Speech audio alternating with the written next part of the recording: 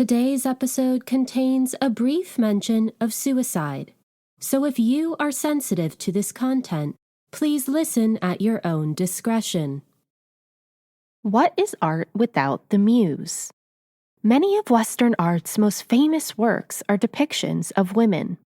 But who were these women? Do they have their own stories to share with the world? Hello and welcome to ArtMuse, a podcast that aims to reshape the ways in which we interpret well-known works of art by paying dues to the women whose images have been immortalized, but whose names and stories have been wrongfully overlooked. While these women's faces are familiar to viewers around the world, their identities have been largely forgotten. Together we will explore the important lives and legacy of the female muse and appreciate these works of art from a new perspective, through the eyes of the women whose image stares back at us. Is the muse in actuality just as, if not more, important than the artists themselves? And I'm your host, Grace Anna. Welcome to part 2 of our 2-part episode on Madame Juliette Récamier. In part 1, we explored Juliette's childhood, her cherished years spent at the convent, her eventual move to Paris, and her mother's careful grooming of her, helping Juliette blossom into an impressive young woman. We then explored Juliette's marriage to Jacques Récamier, her rise as Paris's most beloved society woman, Lucienne and Napoleon Bonaparte's attempts to win Juliette's heart over, and finally, her magical first encounter with Madame Germaine de Stael. We left things off in our story just after describing a few of Juliette's wondrous portraits from this time, and her rising popularity in not just Paris, but Europe at large. With her husband's accumulating wealth, Juliette was fortunate enough to enjoy a life of extreme luxury. She would have been equally pleased with her father's growing success in these early years of the First Republic. In 1800, Juliette's father was appointed as the Postmaster General, a prestigious position overseeing all mail distribution in France. But, unfortunately, in 1802, he was arrested and sent to prison, accused of permitting royalist correspondence to circulate around the country. When Juliette received news of her father's imprisonment, she nearly collapsed in shock. We actually have Juliette's own first-hand account of her father's arrest and the chaos that ensued in a surviving journal entry. In Juliette's own words, "In August 1802, my father was the head of the post office. Just at this time, the government was alarmed by a very active correspondence carried out by the royalists. A number of pamphlets or brochures written in the same cause were circulated in the South, without the authorities being able to discover by what means they were transmitted. It had long been suspected that it was through the intervention of a public functionary, the head in fact of the department, for it was under cover of my father that all these clandestine writings were passing. He had never taken any of his family into his confidence, and both my mother and myself were entirely ignorant of what was going on." Juliette went on to explain that she was out with her mother when her mother was stopped by the authorities. As Juliette continued, "A note was handed to my mother. Being somewhat uneasy about what it might contain, she glanced through it and, giving a cry of pain, fainted.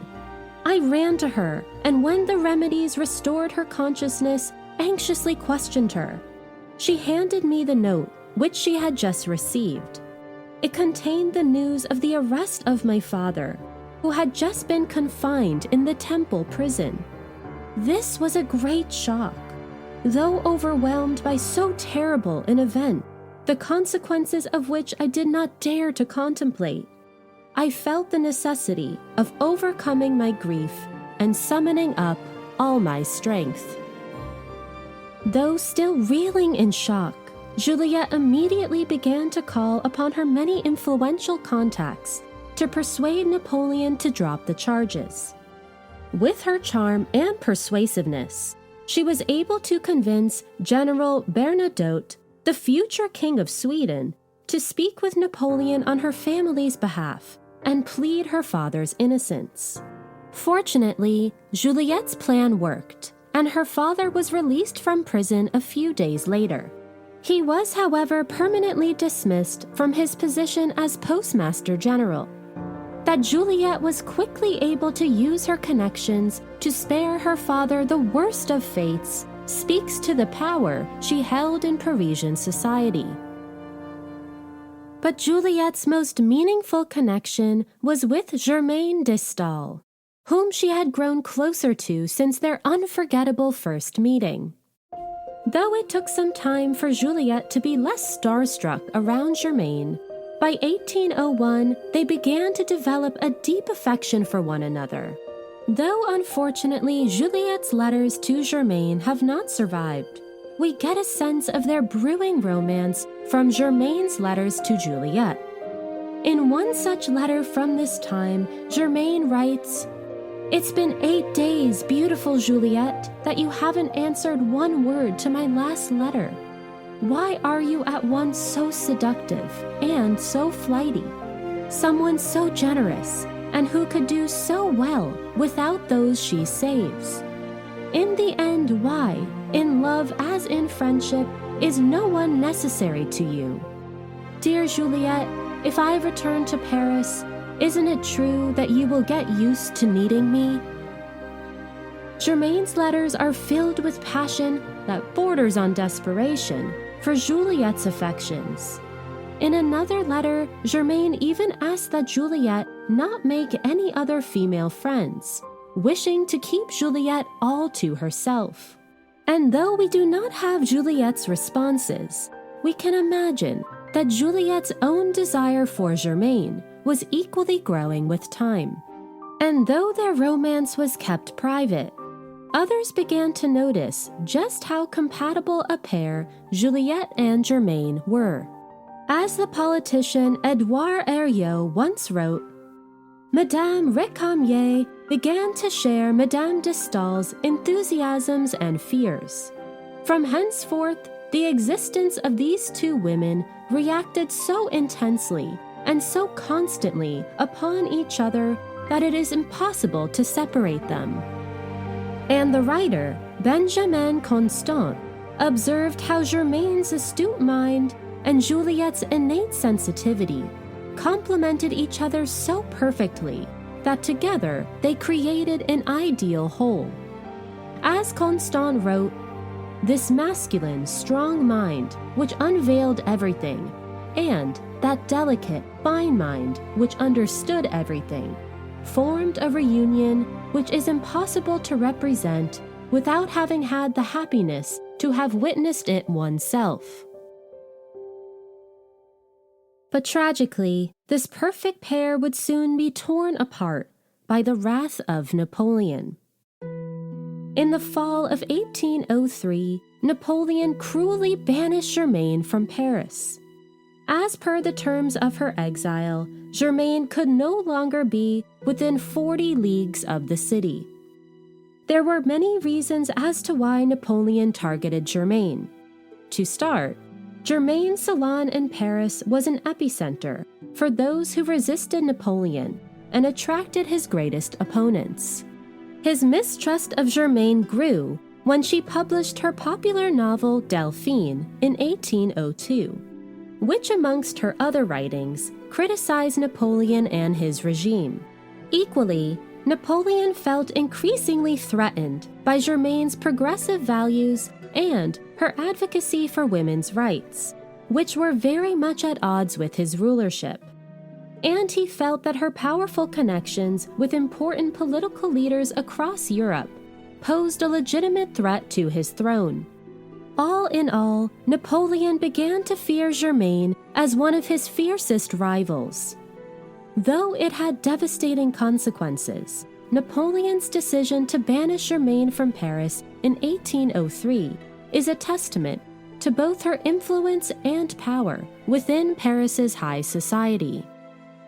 How did Juliette feel to see her closest companion, the woman who had captured her heart, be exiled from Paris? Was she terrified for her safety, heartbroken over their separation, and fearful that she might be next? Or did Germain's exile only fuel Juliette's own growing distaste over Napoleon and his despotic rule over France?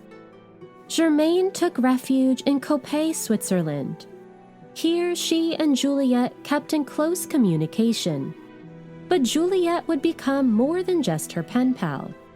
In Germain's absence, Juliette became both her political ally and ambassador to champion her cause on Germain's behalf. Napoleon's treatment of Germain had only fueled Juliette's growing detest of him. As Juliette wrote to a friend, "I have a passionate admiration for Madame de Staël, a man who banished a woman, and such a woman could not be in my thoughts as other than a despot. From now on, my wishes are against him, against his accession to the empire, and against the establishment of unlimited power." When Napoleon crowned himself as emperor that December, Juliette's blood began to boil. She could not understand how the man who had once prided himself on being of the people could now rule with such despotism, all for his own selfish gain. One of Napoleon's first tasks as emperor was to replace the old regime with his own new cabinet, including the imperial household's lady-in-waiting. And much to Juliette's surprise and dismay, she would actually be his top candidate for the position.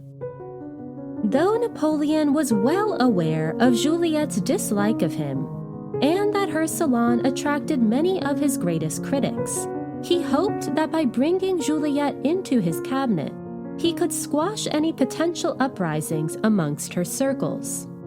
It's also possible that Napoleon was still greatly infatuated by Juliette, and bringing her into his cabinet would make it easier for him to make another pass at her.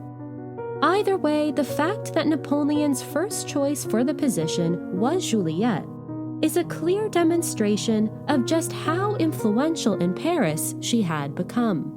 The following summer, Napoleon sent his new police minister to Juliette's home in Clichy to relay his proposition to her. As the minister told Juliette, "Can you guess whom I was talking with about you for nearly an hour last evening? With the emperor. Since the day when he first met you, he has not forgotten you, and although he complains that you have ranged yourself on the side of his enemies, he does not lay the blame on your own feelings, but on your friends." He then shared Napoleon's wish that Juliette become his new lady-in-waiting. We can only imagine that Juliette used every ounce of self-restraint to keep herself composed. She must have understood that her refusal could have grave consequences for her, and yet she bravely replied that while she had at first been impressed with Napoleon, he had completely lost her sympathies after his brutal persecution of her friends, especially Germain de Staël. She then let the minister know with full composure that she will be declining Napoleon's offer. Shocked that Juliette had so boldly rejected Napoleon's proposition, the minister angrily exclaimed, "You cannot refuse. It is not I, but the emperor himself who offers you the post of lady-in-waiting, and I am commissioned to offer it in his name."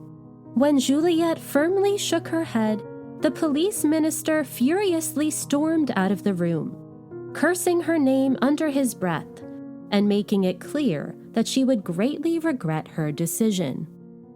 How did Juliette feel to refuse Napoleon's orders? Was she flattered that he had wanted her for such an important position in his cabinet? Or was the idea of working closely with Napoleon repulsive? And was she terrified of his wrath now that she had said no to his proposition.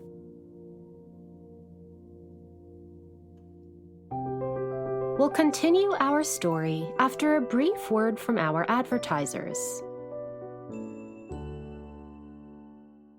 At Arizona State University, we've made online education better, smarter, and more personalized so you can go further in your aspiring field. I decided to pursue medicine once I realized that ASU did have the online program for biological sciences. You're still required to learn the same curriculum. You're still being tested on the same content that anyone would be tested on in person. The comprehensiveness of the program prepared me so well for medical school. Explore over 300 programs at asuonline.asu.edu.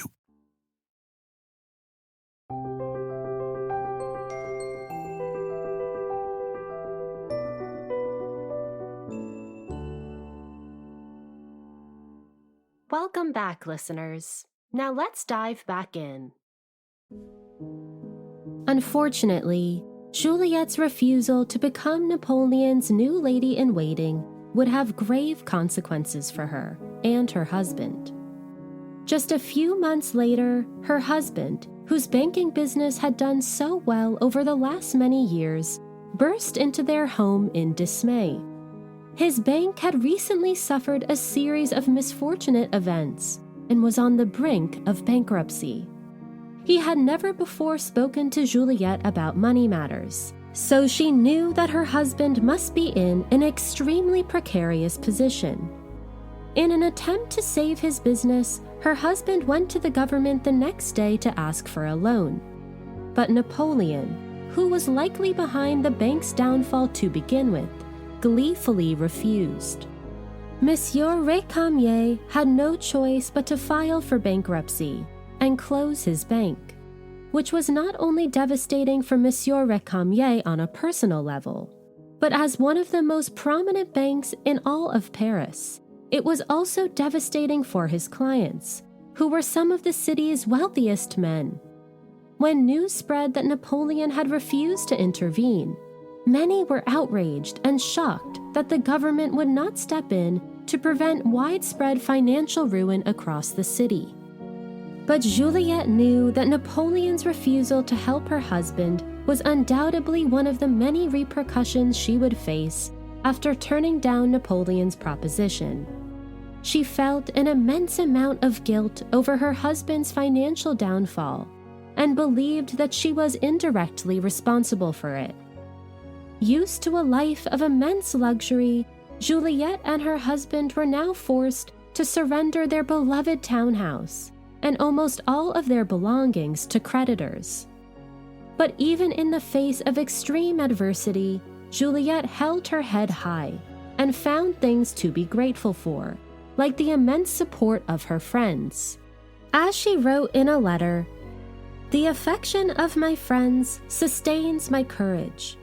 Although my misfortune was a totally unexpected one, I am quite resigned to my fate, and I have the happiness of being able, by my care and attention, to soften the grief of my husband and family.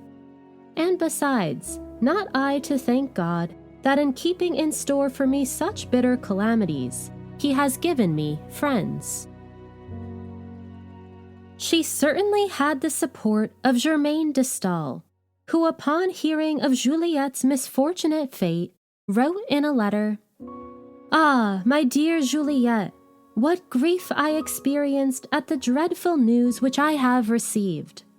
How I curse my exile, which prevents me from being near you and pressing you to my heart. You have lost all that pertains to the ease and luxury of life, but were such a thing possible, you are more beloved and more interesting than you were before this misfortune overtook you. But tell me, will my hope of seeing you here this winter be only a dream? Still, at least, I will go to Lyon, or as near as my 40 leagues will allow me, to behold you, to embrace you, and to tell you that I love you more tenderly than any woman I have ever known. I have nothing to say to you by way of consolation, unless it is to assure you that you will be more beloved and honored than ever, and that those admirable characteristics of yours, generosity and kind-heartedness, will, in spite of yourself, become known through these misfortunes as they never would have been without them. Certainly, in comparing your present position with what it was, you are a loser. But if it were possible for me to envy anyone whom I love, I would gladly give all I have to be you. Beauty without an equal in Europe, reputation without a stain, a proud and generous heart. What a wealth of happiness still left in this sad world. Dear Juliette, it is you who will be the means of my returning to Paris, for you will always be an all-powerful person.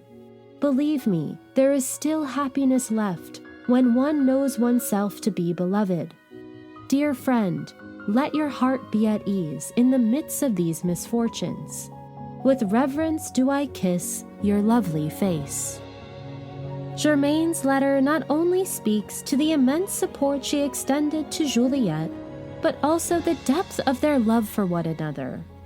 We can only imagine that in her darkest moment, Juliette must have been extremely comforted by Germaine's loving words, and held her letter closely against her heart. Though Germaine was correct that Juliette's misfortune only strengthened her public image, overwhelmingly gaining the sympathy of the public, Juliette would only continue to face hardships. The following spring, Juliette's mother unexpectedly passed away. How did Juliette feel to lose not only her home and all of her belongings, but also her dear mother? The woman who had taught Juliette at a young age that her beauty could be used as a means of power. Who had always believed in Juliette's potential and devoted her life to Juliette's success. How would she now survive all of her continued hardships without her mother by her side? We can only imagine that Juliette felt like the ground beneath her was quickly slipping from under her feet, and that her heart was heavy with both grief and disbelief. In desperate need of some comfort, Juliette decided to visit Germaine at her home in Coppet, where she had been residing in her exile. Here Juliette was not only able to spend time with her beloved companion in person, but also meet Germaine's steady flow of impressive house guests. Even in her exile, Germaine continued to host distinguished scholars, writers, and politicians in her home. Juliette found all the social stimulation to be the perfect distraction from her grief. But little did she know that one of these new acquaintances would result in a marriage proposal. It just so happened that one of Germaine's guests staying with her at this time was Prince Augustus of Prussia. Prince Augustus was the heir to Frederick the Great and known for both his good looks and impeccable charm. Despite being 6 years her younger, Prince Augustus fell madly in love with Juliette at first sight. So much so that he proposed to her and begged Juliette to leave her husband for him. Though we do not know exactly how Juliette felt about the prince's proposal, she was swayed enough by his affection to write to her husband and ask that he release her from their marriage. This may have been because Juliette was infatuated with the young prince, or perhaps she saw an opportunity to escape her husband's financial ruin. Monsieur Récamier, who was still reeling from the fall of his business, must have been quite surprised to receive Juliette's bold ask. Perhaps out of respect for her and his long connection to her family, he did reply in kind, stating that he would allow Juliette to leave their marriage if that was really what she wanted. But he was sure to remind Juliette that he had always taken good care of her, and that it would break his heart to get divorced. Upon receiving his heartfelt letter, Juliette recoiled in guilt and remorse. It was true that despite their significant age difference and lack of romantic connection, Monsieur Récamier had always treated Juliette with respect and generosity. To abandon him, especially after Napoleon squashed his business, would be both cruel and unfair. In fact, Juliette felt so terrible that she bought opium pills to take her own life. Fortunately, Juliette did not follow through with her plan, but she did vow to never see Prince Augustus again. And apart from her heavy conscience, there were other reasons for Juliette to not divorce her husband. To start, Napoleon had made divorce extremely difficult to get. Divorce would have also tainted Juliette's impeccable reputation in the public's eye. And of course, there's the fact that Juliette's heart belonged to Germain de Stael. Whatever her exact reasoning was, Prince Augustus did not take Juliette's rejection well, as he angrily wrote to her in a letter, "You have cruelly disappointed me. What I cannot understand is not being able to or not wishing to see me." Though he did not walk away with her hand in marriage, Prince Augustus was given a parting gift, Juliette's portrait by Gerard, which he kept with him for the rest of his life. Juliette spent the next 2 years traveling between Paris and Coppet, where she spent quality time with Germain. But in 1809, Germain would suffer yet another harsh blow from Napoleon. Hearing of her progressive social gatherings in her exile, Napoleon banished her from not only Paris, but all of France. Fearful for her own safety, Juliette quickly headed back to Paris, leaving a devastated Germain behind. As Germain wrote to Juliette in a parting letter, "For the last time, I press you once again to my heart, and then the unknown future begins. I will summon all my courage, but thus to die to all one's memories, to all one's affections, this is a terrible effort." Germain would have to remain in Coppet for the foreseeable future. Unfortunately, Juliette would soon face her own continued challenges, and she would not be spared Napoleon's fury. Even after ruining her husband's banking business and watching Juliette lose everything she owned, Napoleon was not quite satisfied with his takedown of her. In fact, it enraged him all the more that Juliette's financial ruin only increased her popularity with the public.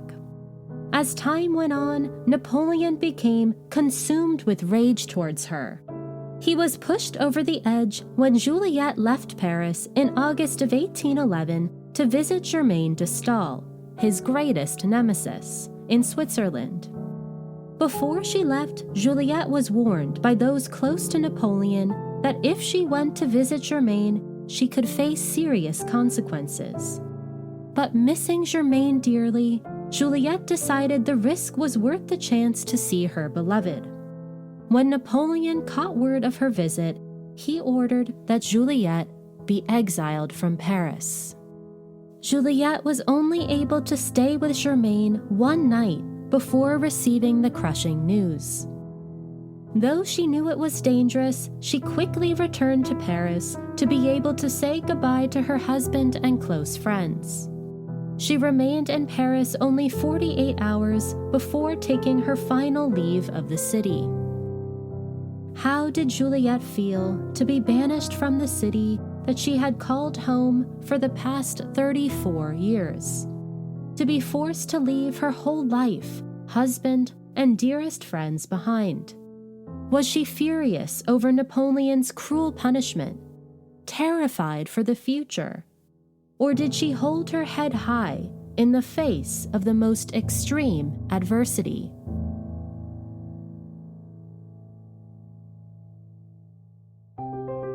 We'll continue our story after a brief word from our advertisers.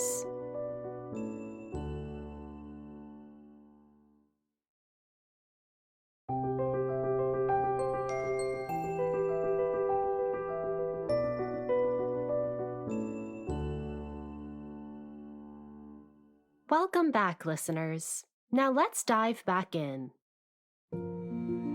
Upon her exile, Juliette took leave for Châlons-en-Champagne in the eastern region of France. Accompanying her was her husband's niece, Amélie Lenormand, whom Juliette had recently adopted after Amélie was orphaned. Juliette would treat Amélie like her own daughter for the rest of her life.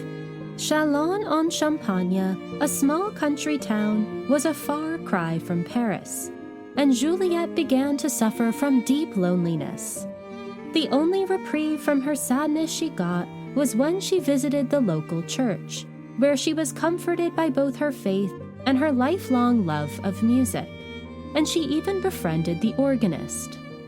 But after a few lonely months, Juliette decided to return to her hometown of Lyon, where she was welcomed by childhood friends and distant family. She was also pleased to find many of her friends from Paris, who, like Juliette, had been exiled by Napoleon. It was also here in Lyon that Juliette grew close to the renowned philosopher Pierre-Simon Ballanche. In fact, Juliette and Ballanche developed such a close bond that they became nearly inseparable.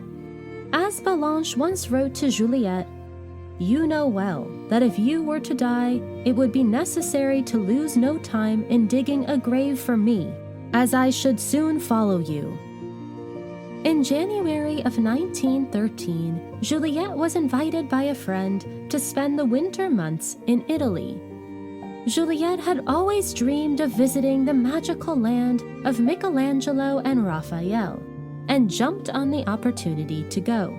That February, she and her niece began the trek to Turin, which Juliette found extremely physically and emotionally taxing. As she wrote in a letter to a friend upon her arrival, "I was so miserable when I reached Turin that I thought I was going to be ill. I began to recover my spirits 2 days ago, to make plans for the future, and to escape, for a little while, from that gloomy train of thought which I have determined to avoid as much as possible." Her spirits were certainly lifted when she was received in Turin by Prince Borghese, the second husband of Napoleon's sister, Pauline Bonaparte. After Turin, Juliette traveled to Parma, Modena, Bologna, Florence, and finally to Rome, where she settled for a couple of months. Here in Rome, Juliette once again began to host a salon in her first-floor suite that she rented on the Corso. As in Paris, her Roman salon quickly became a popular attraction in the city, and foreigners and locals alike flocked to attend. Juliette became close with many of the most powerful families of the Roman aristocracy, and she also befriended the sculptor Canova, who affectionately called her La Bellissima Giulietta. When the summer came to a close, Juliette traveled south to Naples, where she was received by Queen Maria Carolina, who she eventually became quite close to. In fact, the Queen even gave Juliette her own private box at the Neapolitan Opera House. The following April, Juliette returned once again to Rome. Here she was received by an excited Canova, who showed her 2 portrait busts of Juliette that he had sculpted from memory in her absence. As he exclaimed, "See if I have not thought of you!" Canova's busts survive today and are considered by many to be some of his greatest works. In these busts, we find Juliette in a regal crown and veil, staring ahead with large, imposing eyes. She smiles, subtly, yet gracefully, as if she has been caught in a private and peaceful moment. As a contemporary of Juliette's once noted of Canova's portraits, the sculptor had not attempted to copy Madame Récamier's features so much as to embody the lineaments of her soul. As much as Juliette enjoyed her time in Italy and formed meaningful connections, she was itching to return to her home in Paris. And fortunately, the opportunity to return would soon present itself to her. By 1814, Napoleon's popularity amongst the French public was drastically declining. It seemed only a matter of time before his despotic reign would crumble. This was worsened when France was invaded by the Sixth Coalition and suffered devastating losses. When in March of 1814, invading forces captured Paris, Napoleon had no choice but to abdicate his throne. He was subsequently exiled to the island of Elba, off of the west coast of Italy, and the Bourbon dynasty were reinstated as rulers of France. With Napoleon gone, Juliette could now safely return to Paris, despite her exile not having been officially revoked. Upon hearing the news, Juliette excitedly took leave for France, anxious to return to her life there. Along her journey home, she stopped in Lyon, where she attended a massive ball to celebrate the reinstatement of the Bourbon family. Here Juliette got word from Germaine de Stael, who had already returned to Paris. As Germaine wrote, "I am ashamed to be in Paris without you, dear angel of my life. After so many trials, the sweet promise that lies before me is that of seeing you, for my heart is always devoted to you." A few days later, Juliette joined Germaine in Paris. How did it feel to return to her home after 3 long years of exile? To take her first few steps back in the city she loved and called home for most of her life? To be reunited with her husband, her dear friends, and most of all, her beloved Germaine? Did she feel a sense of victory? That she could once again breathe freely? Upon her return, Juliette almost immediately opened her salon back up to the public. Now famed not only for her beauty, but also Napoleon's cruel persecution against her, Juliette's salon reached newfound heights of popularity and attracted as impressive a crowd as ever. Juliette was also pleased to discover that her husband was able to recover their former wealth. In her absence, Monsieur Récamier slowly built back his banking business and recovered his massive losses. And Juliette received a sizable inheritance of 400,000 francs after the death of her mother, equivalent to over $8 million today. As her niece Amélie later recalled, her joy at being restored to Paris and her friends lent another charm to the seduction of her manners, and the elite of European society acknowledged her as the queen of beauty and fashion. She kept her carriage, which was a positive necessity, as she never walked in the street. She had a box at the opera, and on opera nights held her receptions after the performances.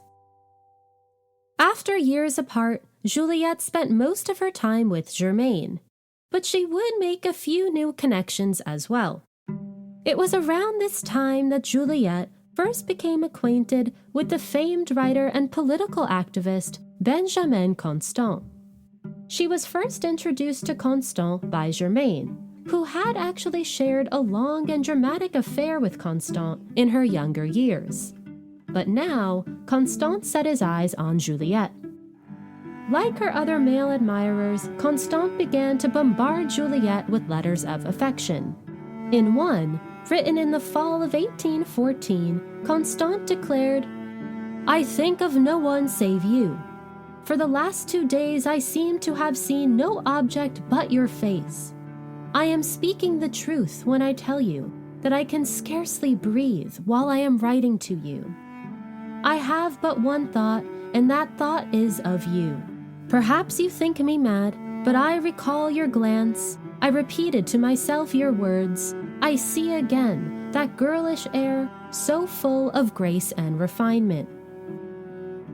Also, like Juliette's other male admirers, Juliette seems to have taken no interest in Constant beyond friendship, and she politely yet firmly rejected his advances. In a disgruntled letter from that November, Constant lamented, "I believe that you do not read my letters. I implore you to read this one. It concerns my reason and my life, matters of little importance to you. You do not love me, I know it. You interrupt me when I speak. Your only desire is to not witness my grief. Were I to die while at a distance from you, it would trouble you very little." Constance's love letters continued for over a year until he finally conceded and agreed to keep his relationship with Juliette platonic. And while Juliette was busy breaking men's hearts, France would once again be thrown into political upheaval. In March of 1815, Napoleon escaped his exile on the island of Elba and charged into Paris, overthrowing the Bourbon dynasty. Juliette, like her fellow Parisians, was both astounded and shocked that Napoleon had managed to return to power. Though she was still technically exiled under his rule, this time Juliette did not let Napoleon dictate her life, and she refused to leave Paris again, whatever the consequences might be. But luckily for Juliette, Napoleon had far bigger problems than her violating the terms of her banishment. He was only able to keep control of Paris until that June, when he was defeated once again by Anglo-Prussian armies at the famous Battle of Waterloo, marking the end to his 100-day reign.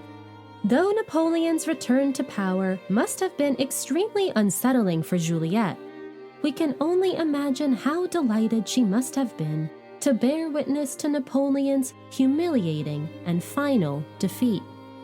But Juliette would not rejoice for long. She would soon face the greatest tragedy she would ever endure, the passing of her beloved Germaine de Staël. Unlike Juliette, Germaine did leave Paris upon Napoleon's return, spending time in Italy. After his second and final defeat, she returned to Paris in the autumn of 1816 and resumed hosting her popular salon. But it soon became clear to those around her that Germaine was not returning as the same woman, and that her health had greatly declined. Unsurprisingly, her taxing years of exile had finally caught up to her. After only a few weeks, Germaine became bedridden, her body too weak to walk. This did not stop her from continuing to write on current events from her bedside. But as time went on, those closest to her feared that her days were now numbered. Juliette visited Germaine each day, trying her best to comfort her dear companion as she faced the end of her life. Tragically, on July 14, 1817, Germaine passed away peacefully, with Juliette by her side. She was only 51 years old. Her final words to Juliette on her deathbed were, "I embrace you with all that is left of me." How did Juliette feel to lose the woman she loved with all of her heart, who upon their first meeting ignited Juliette's whole body with passion? Was she saddened that she had to keep the depth of their relationship a secret? That no one else knew just how deeply she loved Germaine, and Germaine her? Could she now imagine a life without her? After Germaine's death, Juliette dedicated herself to preserving Germaine's legacy, tediously compiling the letters Germaine had sent her over the course of their 17-year-long relationship, and editing Germaine's personal collection of writings. And as Juliette continued to host her salon, she always saved an honorary place at her table for Germaine. But though Germaine would also always have a place in Juliette's heart, Juliette's love story was not quite finished. On Germaine's deathbed, Juliette made the acquaintance of the famous French writer and politician François-René de Chateaubriand. Chateaubriand was a staunch royalist and one of Napoleon's loudest opponents. In fact, he famously distributed a libelous pamphlet against Napoleon in 1814 and was exiled to England during Napoleon's rule. By the time Chateaubriand met Juliette, he was 48 years old and still dashingly handsome. Despite her heart being heavy with grief, Juliette seemed to have taken an immediate liking to Chateaubriand, attracted to both his good looks and brilliant mind. And though, like Juliette, Chateaubriand was married, it was also a marriage of convenience, and he quickly reciprocated her infatuation. Not before long, Juliette and Chateaubriand struck up a flirtatious bond that would develop over the course of the next many years. We'll continue our story after a brief word from our advertisers.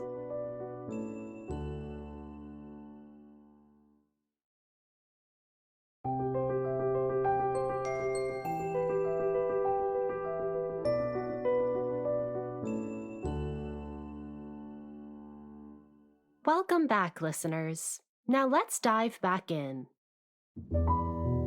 Though Juliette had returned to her life of glamour after Napoleon's defeat, her husband's financial troubles were unfortunately not over.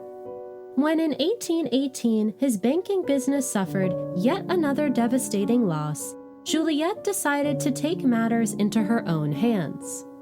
With the money she inherited from her mother, Juliette purchased a home for her husband, father, and adopted niece to live in together.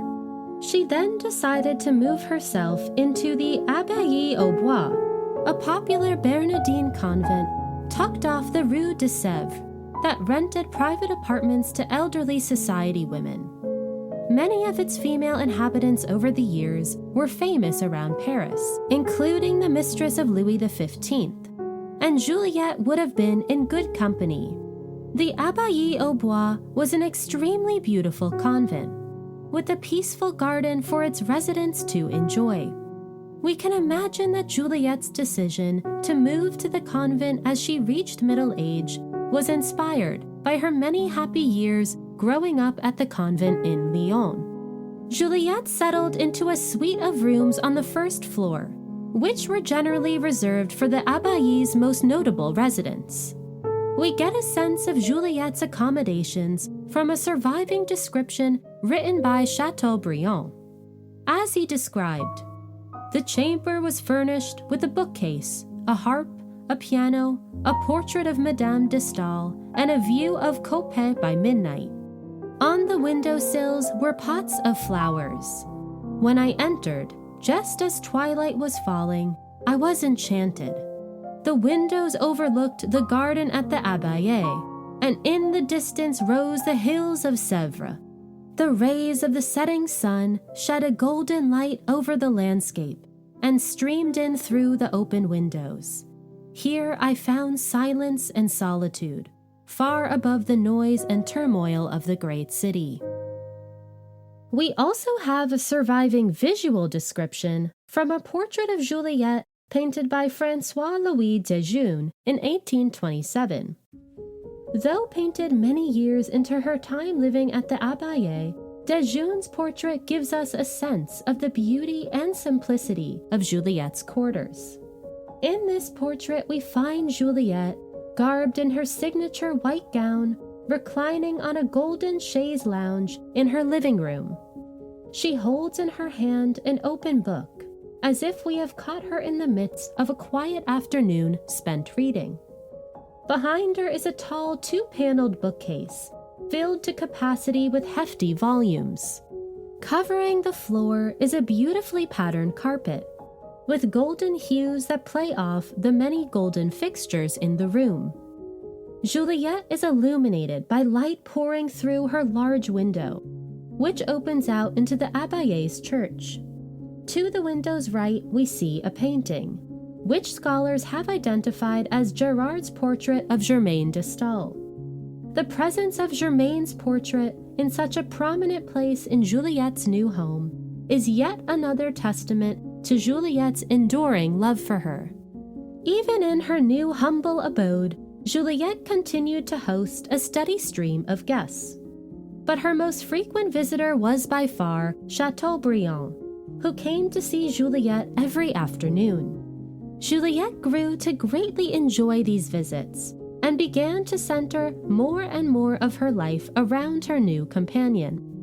And Chateaubriand, who was known for his irritable demeanor, softened around Juliette. As he affectionately told her, "You have transformed my nature." When, in the early months of 1821, Chateaubriand was appointed as the French ambassador in Berlin, he and Juliette exchanged daily letters. In one, Chateaubriand lovingly signed off with, "I shall return in the spring, and you will find me as devoted as ever." But he would not return for long. Soon after Chateaubriand's arrival, he was transferred to London, where he remained as ambassador for a few months. And when he returned in late 1822, Chateaubriand was appointed as France's Minister of Foreign Affairs, which, though kept him in Paris, left little time for him to visit Juliette at the Abbaye. Juliette was proud of Chateaubriand's impressive promotion, but she greatly missed the days in which they shared their afternoons together and couldn't help but feel forgotten about. And on the rare occasions that he did visit, it was clear that his fame and success as a politician had gone to his head. As Juliette's niece later remarked, Chateaubriand no longer treated her with that respect, reserve, characteristic of those permanent sentiments which she wishes only to inspire. When Juliette's niece fell ill and was advised by her doctor to leave Paris for warmer weather, Juliette also jumped on the opportunity to take a break from Chateaubriand and his mistreatment of her. She soon after made plans to return with her niece to Italy. Juliette hoped that in her absence, Chateaubriand would soften and vowed to treat her with the attention and respect she deserved. When Juliette arrived in Rome, she was saddened to hear that many of her old friends, like the sculptor Canova, had passed away. But this did not stop Juliette from taking the Roman social scene by storm and opening up a salon in her rented accommodations. As a friend named Madame Chevreau described, "Every evening she is surrounded by intimate friends. And so the Abbaye au Bois is reconstituted in Italy." By the spring, Juliette's friends became eager for her to come back to Paris. But Juliette was cautious to return to Chateaubriand too quickly. As she wrote to a friend, "If I were to return to Paris, I should be met again with the old disturbing influences that were the cause of my leaving. If Monsieur Chateaubriand were on bad terms with me, I should be deeply grieved.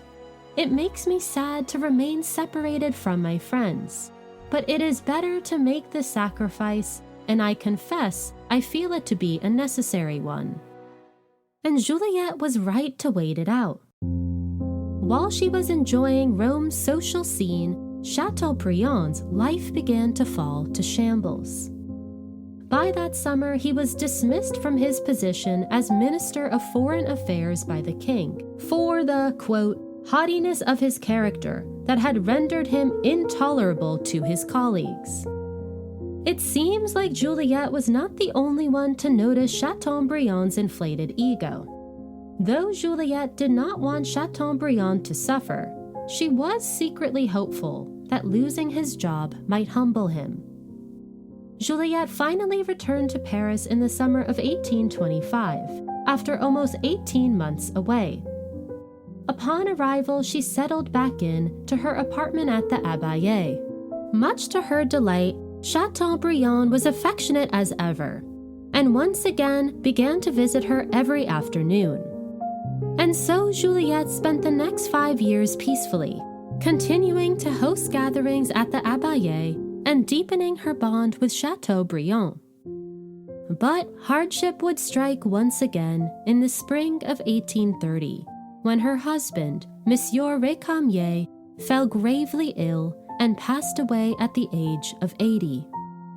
His dying wish was to be taken to the Abbaye, so that he could take his final breaths with Juliette by his side. How did Juliette feel to say goodbye to her husband of almost 40 years? the man who had taken care of her through the best and worst of times, who gave her the freedom to live her life authentically, who may have been, whether Juliette was aware of it or not, her biological father. As Juliette's niece would later write of Juliette's marriage to Monsieur Récamier, it would be difficult to find in taste, temperament, mind, and character two persons more dissimilar than Monsieur and Madame Récamier. They had but one quality in common, that of good nature.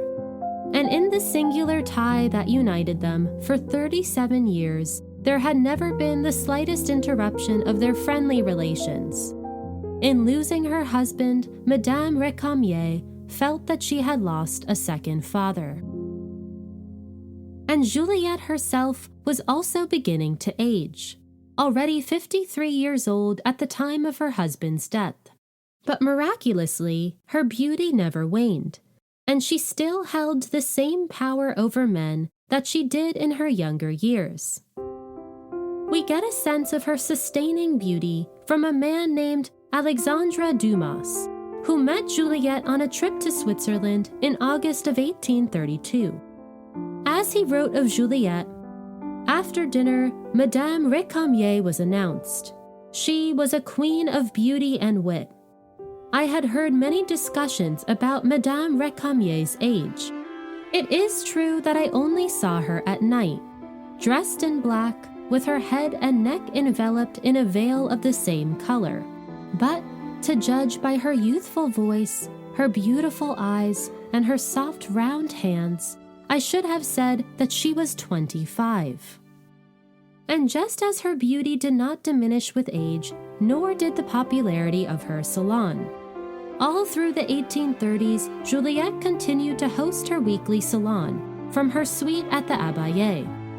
An invitation to her salon was one of great value, and the city's most prominent men clamored to attend. Her salon was frequented by some of the most brilliant minds of her day, and as host, Juliette positioned herself at the center of literary life in Paris.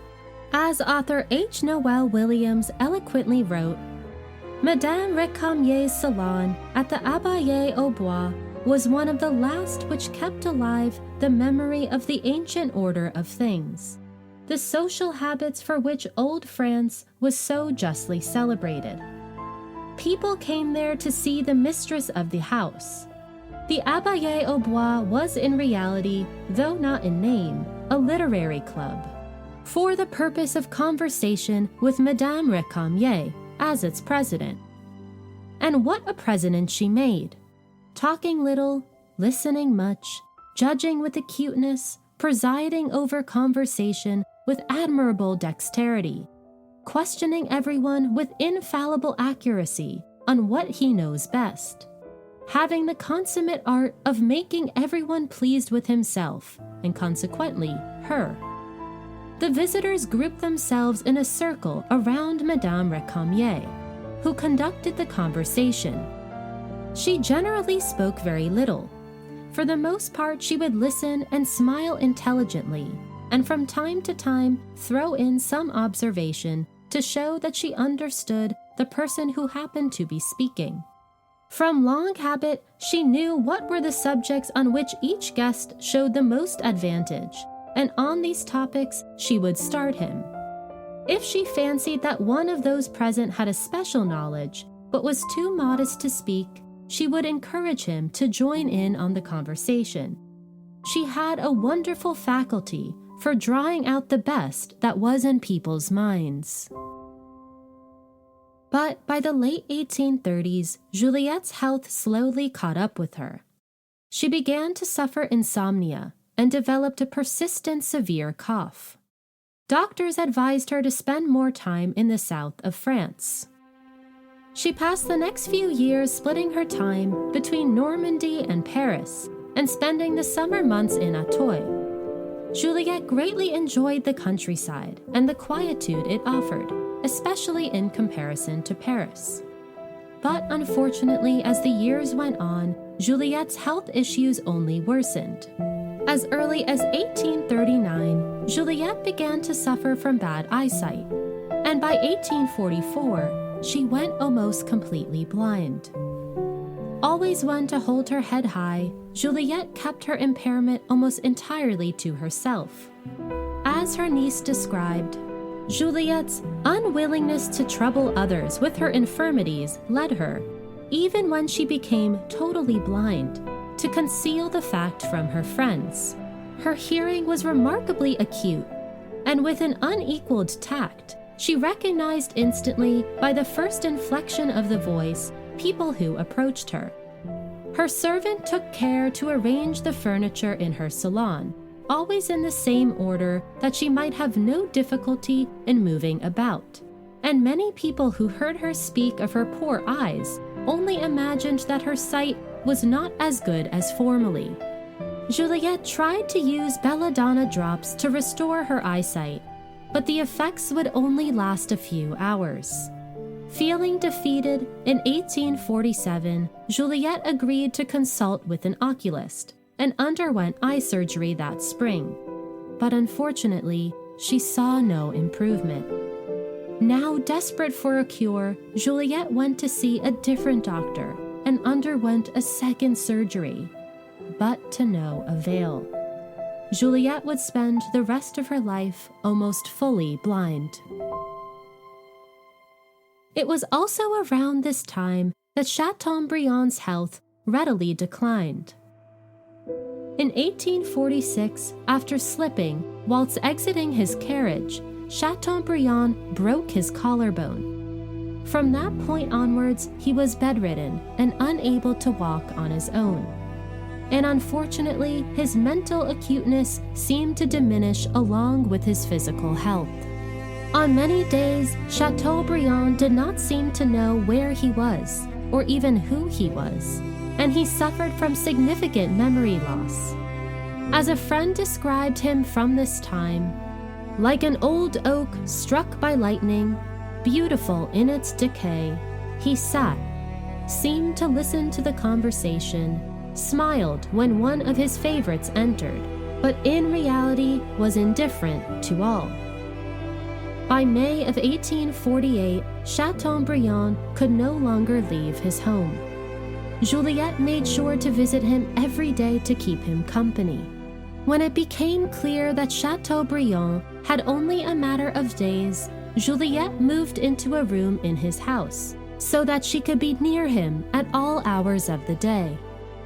On his deathbed, Chateaubriand wrote one final passage in his memoir, which read, "Nearing my end, it seems to me that everything I have loved, I loved it in Madame Récamier, and that she was the hidden source of my emotions.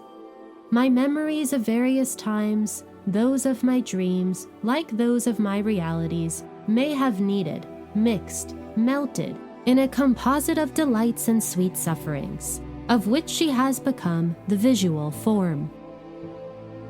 Chateaubriand passed away in the early morning of July 4th. Juliette held him in his arms until he took his final breaths. He was 79 years old. Upon his death, Juliette sobbed so loudly that she could barely breathe. She fell into an immediate and deep depression and found herself unable to leave her bed. As H. Noel Williams wrote, "In losing Chateaubriand, Madame Récamier felt as if the mainspring of her life was broken. His death exhausted her strength, and a strange pallor now began to overspread her face, which seemed to warn her friends that she would not long survive him." And unfortunately, Juliette's friends were right. Juliette would survive Chateaubriand less than a year before meeting her own tragic end. On May 11, 1849, Juliette fell suddenly ill while getting herself dressed for a gala. She managed to call for a doctor who, upon examination, diagnosed her with cholera, which was rampant across Paris at the time. Fearing that her end was near, Juliette called upon her niece and closest friends to keep her company in her final hours. As her niece later recalled, cholera usually leaves frightful traces upon its victims, but by an exception which I cannot help regarding as a last favor of heaven, Madame Récamier's features assumed in death a surprising beauty. Her expression was angelic and grave. She looked like a beautiful statue. There was no contradiction, neither were there any wrinkles, and never has the majesty of the last sleep been attended with so much grace and sweetness. How did Juliette feel as she passed her final hours? Did she reflect upon the memories of her long and eventful life? Was she filled with fear and regret? Or did she turn to her resounding faith, developed in childhood at the convent, and now here to comfort her as she took her dying breaths? Was Juliette filled with a sense of peace? Juliette passed away 2 days later, surrounded by those she loved. Her parting words were, "We shall meet again." Juliette was 71 years old. She was buried in the Cimetière de Montmartre, in Montmartre, just north of Paris. As for Juliette's lasting legacy, after her death, Juliette's niece Amélie collected all of Juliette's correspondences and edited her memoirs into an early biography, which today is still the best first-hand account we have of Juliette's life. Author H. Noel Williams wrote the first full biography of Juliette's life in English in 1907. In 1920 and 1928, 2 different silent films were released based on Juliette's life. And in perhaps the coolest tribute, in the early 19th century, the backless sofa lounge that Juliette made famous in her many portraits was named the Récamier, in her honor. But in today's episode, we hope to further honor Juliette and her immense legacy as a forward-thinking woman who took ownership of her own beauty and used it as a means of power, who drove some of the most powerful men in European history wild with desire, who dared to love not only another woman, but one of the greatest feminists of her day, who inspired some of the biggest artists, writers, philosophers, and politicians of the 19th century, and who led by the goodness of her heart and unwavering faith, even amidst some of the darkest times of modern history. As author H. Noel Williams eloquently wrote, "What was the secret of the wonderful fascination which Madame Récamier exercised over all who came under her influence? A fascination which was as potent on the day of her death as it had been on her first appearance in society half a century earlier. It is comparatively easy to account for it when she was in the heyday of her youth and beauty. But it is far more difficult to do so when youth had gone and beauty had fled. The secret is to be found in the possession of 2 qualities, tact and sympathy. She understood all and did justice to all, by remaining absolutely impartial. Madame Récamier never disappointed or deceived anyone. In the midst of the most difficult situations, she maintained her kind, sympathetic, and conciliatory manner, acknowledging allegiance to no party, to no set of political principles, but making it her business to discover some point of agreement between herself and each of her guests. Her power of sympathizing with the joys and the sorrows, the hopes and the fears of those around her. Of course, we cannot speak about Juliette without acknowledging her exceptional beauty. But what is so remarkable about Juliette is that she manipulated her beauty as a means of power. She mastered the art of attracting without being crass, of being seductive and virginal at once, and the resulting effect on men was extraordinary. In her prime, Juliette caught the eye of some of the most powerful men of history, including Napoleon himself. As the Duchess of Abrantes once wrote, "One cannot expect to find a woman whose beauty has brought to her feet all the men who have once set eyes upon her, whose love has been the object of universal desire, yet whose virtue has remained pure. A woman whose unsullied reputation never suffered from the attacks of jealousy." And as Chateaubriand noted, "One finds in Juliette, by some extraordinary combination, the double enchantment of the virgin and the lover. She seduces like Venus and inspires like a muse. One falls in love at her feet and is chained there by respect."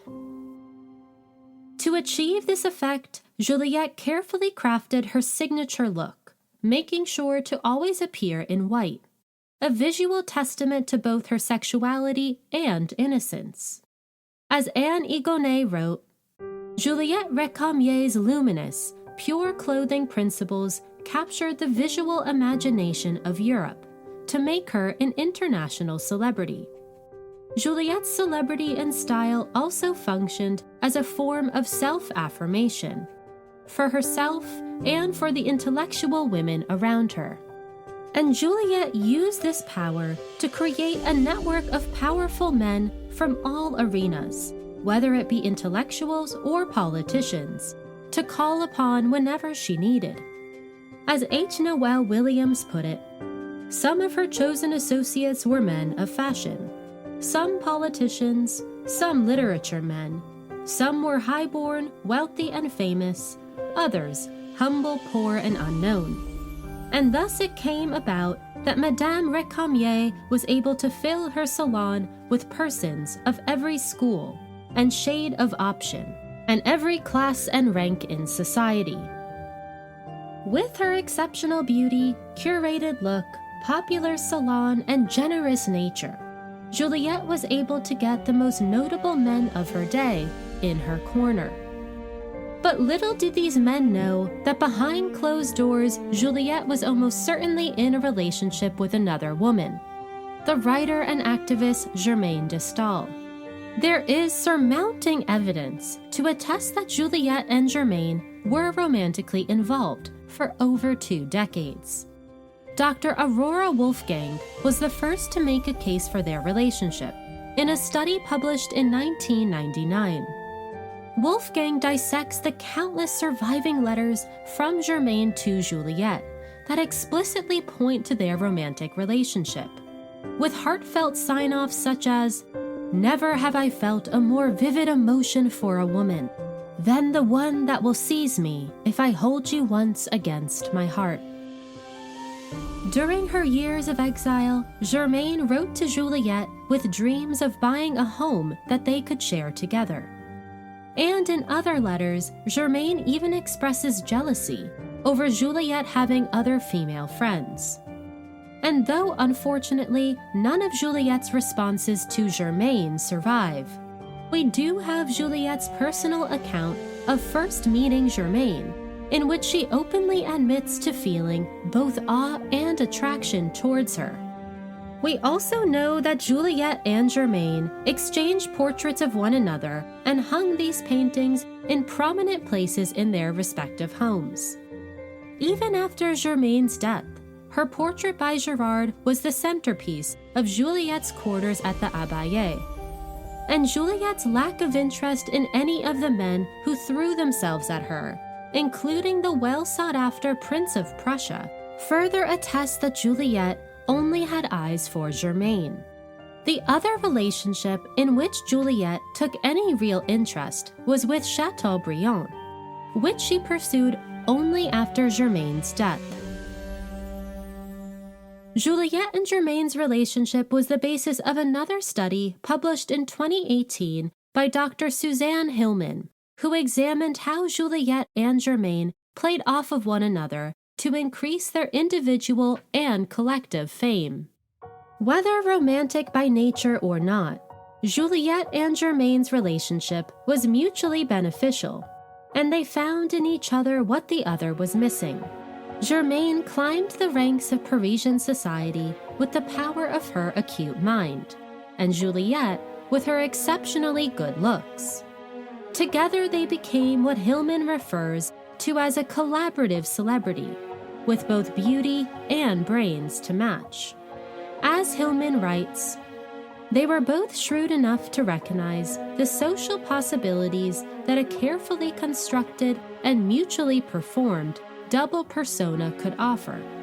Having individually been on the road to stardom, their association undoubtedly helped enhance their respective reputations. For if Stahl and Récamier were interesting and sought after individually, together they were utterly enchanting.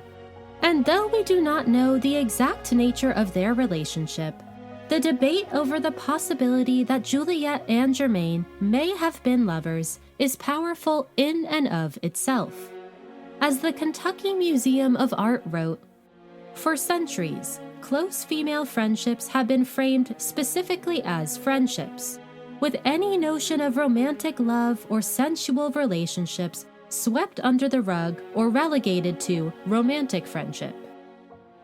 The fact that scholars are even considering that Juliette and Germaine's relationship was romantic is a huge step forward and calls for the re-examination of many other same-sex relationships through history. Today, the many mysteries of Juliette's life remain hidden in her breathtaking portraits. These portraits survive as a testament to her undying beauty, her eternal prowess, and unrivaled self-authority. As Juliette coyly smiles, seductively bats her eyes, or places a quizzical finger on her chin, she knows that the many secrets of her life are for her and her alone, that we will always be at her whim, like the many men she turned weak at their knees in her lifetime, that in the end it is Juliette who is in charge, and we are lucky enough to be graced by her beauty. Her portraits by David and Gerard are now revered as two of the greatest works to come out of the whole Napoleonic period. We end today's episode with a quote from one of Juliette's contemporaries, the Comtesse d'Hautefeuille. "To be beloved was the history of Madame Récamier.